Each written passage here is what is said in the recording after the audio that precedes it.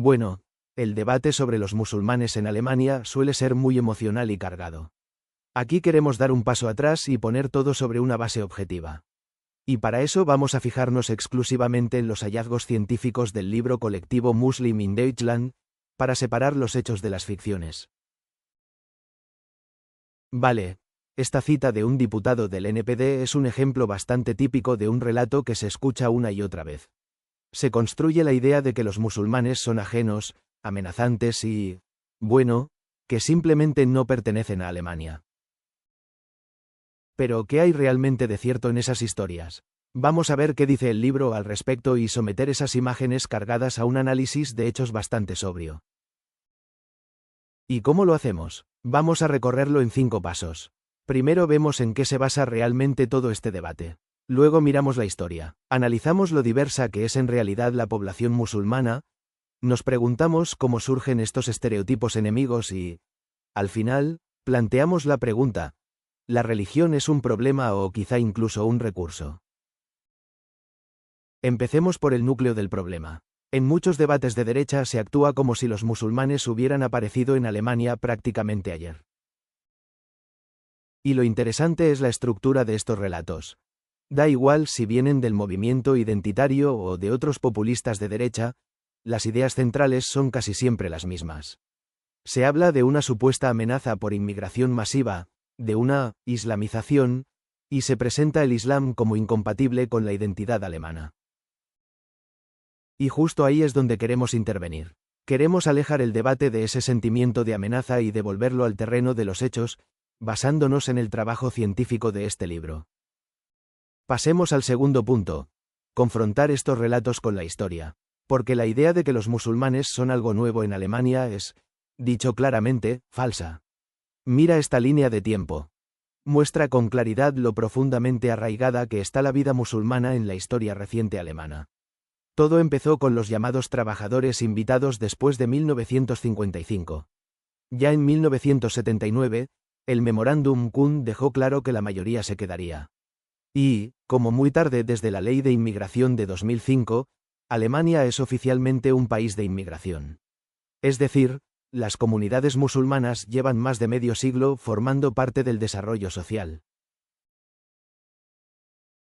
El punto clave es este. Hay una enorme brecha entre la realidad que vive la gente y lo que se discute políticamente. Por eso, la pregunta de si el Islam pertenece a Alemania está mal planteada desde el punto de vista histórico. ¿Por qué? Porque los musulmanes ya son una parte natural de esta sociedad. Esto nos lleva al siguiente punto, que rompe aún más esta imagen simplista.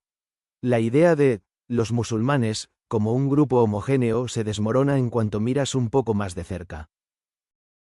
Preguntémonos entonces, ¿quiénes son realmente los musulmanes en Alemania? ¿Quiénes son esos alrededor de 4 millones de personas que a menudo se meten en el mismo saco? Veámoslo. Solo dentro del sunismo, al que pertenece la mayoría de los musulmanes en Alemania, hay al menos 4 corrientes principales.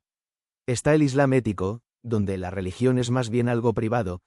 Hay interpretaciones escripturalistas, centradas fuertemente en los textos, y también el llamado Islam popular. No existe una línea teológica ni vivida uniforme. Y aquí se vuelve aún más concreto. Mira, por ejemplo, a los becarios de la Fundación Musulmana Avicenna. Sí, más de la mitad tiene raíces turcas. Pero ¿y el resto? Proviene de Egipto, Líbano, Marruecos y muchos otros países. Es un ejemplo muy claro, basado en datos, de lo enorme que es la diversidad étnica y nacional. La conclusión es bastante clara. Cuanto más miras de cerca, menos funciona ese simple enemigo imaginario. La idea de los musulmanes es una simplificación política que tiene poco que ver con la realidad.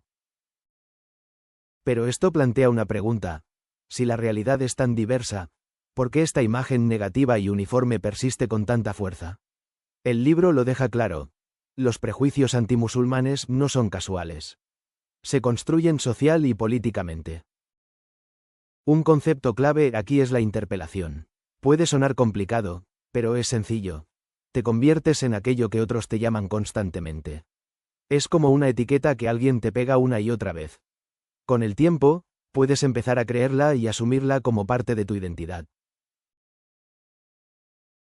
Y esta cita de un estudio lo hace muy tangible. Una joven, que en realidad no creció siendo muy religiosa, explica por qué decidió llevar velo.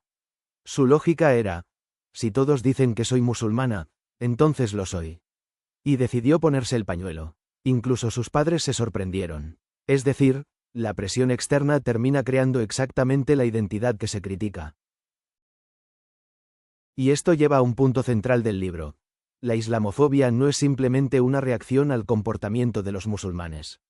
Es más bien un reflejo de lo que ocurre en la sociedad mayoritaria, en la política y en los medios.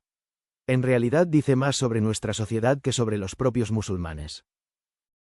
Llegamos al último apartado. En el discurso político, la religión suele presentarse como un problema, como un obstáculo para la integración. Pero ¿y si cambiamos la perspectiva?